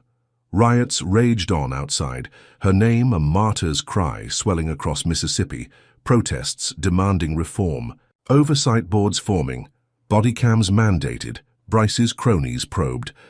Hicks and Morrow faced trials, Voss's scarred face televised as he cuffed them, the system she'd dismantled shifting under her sacrifice. But Kayla's bomb rewrote it all, a Pyrrhic victory soaked in chaos, her daughter a ghost she'd never... Hold again. She lay there staring at the ceiling, pain a dull pulse through the morphine haze, her legacy a paradox, justice born of hate, change from ruin. She'd fought with every breath, escaped the cell, faced Bryce down, her stream a confession that toppled his empire. But Harper's whisper and Kayla's act flipped it, her triumph a curse. The hospital's hum faded, and she saw Kayla's grin from a basketball game, a summer day lost to this nightmare. Now a fugitive branded by her blood. She'd rallied hundreds, broke out with a broken leg, streamed his hate to millions, and won the war, but lost her soul. Gulfhaven would never be the same, its streets alive with her fight's echoes, reforms rising from her ashes. But the cost was Kayla, her daughter's rage a mirror to her own, twisted by the lie of her death. Tasha closed her eyes, chest heaving. The bandage tight against her wound and felt the void, a mother's grief sharper than any bullet. She'd thought the deck was the end, Bryce's cuffs her victory, her truth the final blow. But Kayla's Molotov was the real endgame, a blast that took Bryce and left Tasha hollow, her legacy tainted by the girl she'd vowed to shield. The TV looped, Monroe's daughter suspected, and she turned it off, the silence deafening, her hands trembling as she clutched the sheets. She'd survived the sniper, the bomb, the bullet, fought with grit and guile. But this was the wound she couldn't heal, her daughter lost to the hate she'd battled, a fugitive born of her stand. She'd dismantled a racist system, sparked a reckoning, her blood on that deck the price of change. But Kayla's act was the shadow she couldn't outrun, a truth harder than Bryce's gun. Harper's game had tested her, pushed her to the edge, and she'd stood tall, unbroken. But the cost was her world, her daughter's future burned in that precinct's rubble. She lay back, breath shallow, the hospital's antiseptic sting, a faint echo of her pain, and wondered if Kayla would ever know, if she'd forgive, if the justice she'd won was worth this ruin. The riot swelled, her name a chant, but it was Kayla's face she saw, a ghost in the flames, her victory fae hollow shell, her fight a jagged path ending in loss. Tasha Monroe's journey in racist cop arrests wrong black woman, he's shocked in court to learn she's the state's prosecutor, reveals harsh truths about resilience, justice, and the cost of fighting systemic hate. Her battle against Bryce Dalton teaches that standing up to racism demands everything, home, safety, even family. Tasha's relentless spirit shows courage can topple empires as she exposes Bryce's corruption despite escalating attacks, from wrongful arrests to bombings. Yet the story's twist, Kayla's radicalization and Judge Harper's manipulation, underscores a brutal lesson. Victories against injustice can breed chaos. Tasha dismantles a racist system, sparking reforms like oversight boards and body cams, but loses her daughter to the hate she fought. A stark reminder that the fight isn't clean or linear. It's a jagged path where personal loss can outweigh public gain. The fragility of trust also shines through. Marcus's betrayal and Harper's scheme show how allies can become weapons in hate's hands. Ultimately, Tasha's tale teaches that justice is a journey, not a destination, requiring unwavering resolve even when the cost feels unbearable. The duality of her strength inspires, but her tragedy warns of the fallout. What resonates most is the balance.